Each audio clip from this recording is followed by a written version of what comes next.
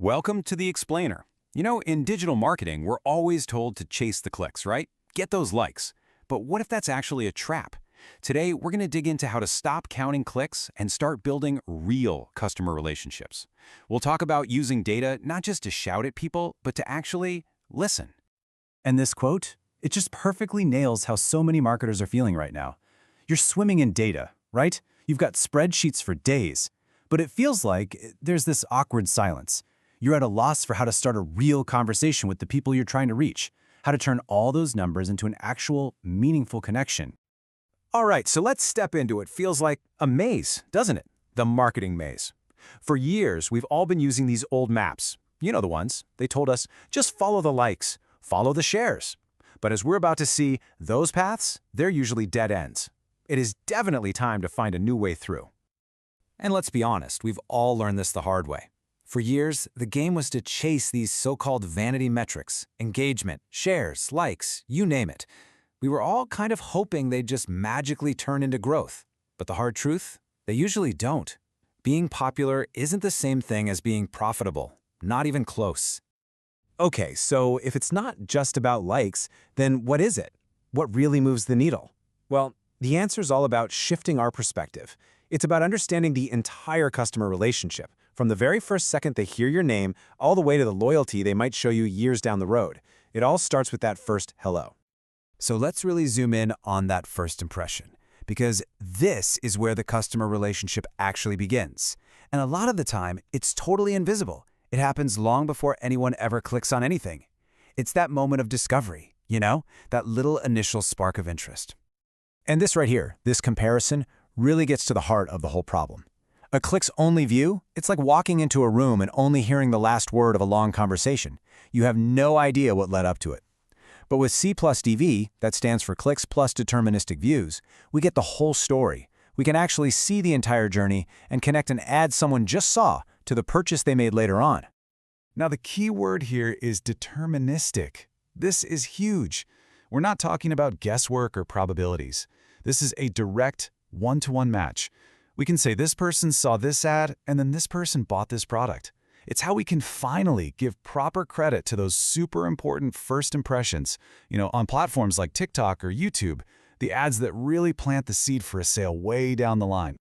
Okay, so we've seen the first impression, but what happens next? After that first hello, how do we follow the rest of the conversation? How do we actually understand all the little steps a person takes on their way to that final yes?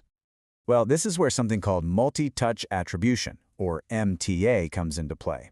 Just think of it like a map of the entire customer conversation.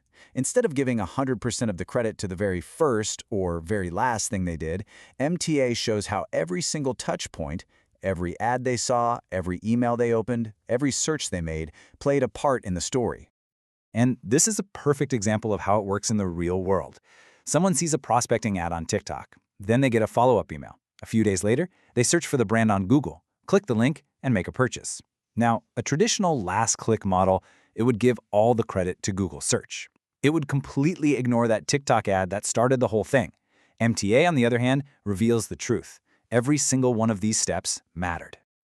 But here's the thing. The conversation doesn't just stop with the sale.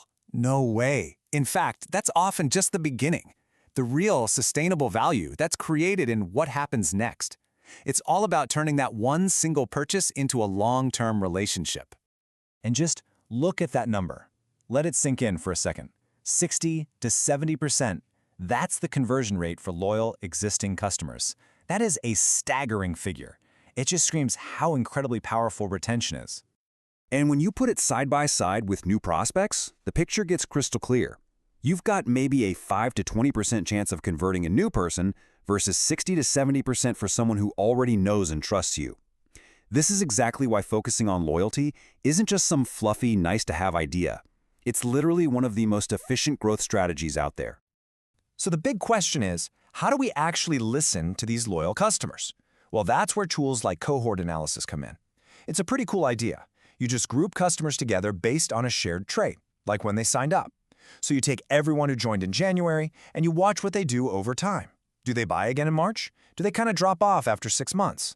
This helps you pinpoint exactly what's keeping people around and what's making them leave. All right, let's bring this all home in our final section and see how all these pieces fit together. What we're doing here is building a totally new framework. It's one where data isn't just a megaphone for shouting messages. It's a tool for listening, really listening to what your customers are telling you through their actions. So if there's one big takeaway, it's this. It's a fundamental shift in your mindset. We have to move away from shouting with a megaphone and start listening. The goal isn't just to optimize one little transaction. It's to understand the human psychology behind why people do what they do, and then use your data to build a genuine, two-way conversation. And a great way to think about this is the Fogg behavior model. It gives us this beautifully simple formula. It says, for any behavior to happen, you need 3 things to line up at the exact same moment. You need motivation, the why. You need ability, it has to be easy. And you need a prompt, a trigger to act now. If even one of those pieces is missing, the action just isn't going to happen. It's really that simple. And you know, at the end of the day, this whole framework, from seeing that first impression to mapping the journey to really understanding loyalty, it's all designed to help you answer one single crucial question. Is your marketing just building transactions, or is it building relationships? Are you just processing sales, or are you building real, lasting connections that will create value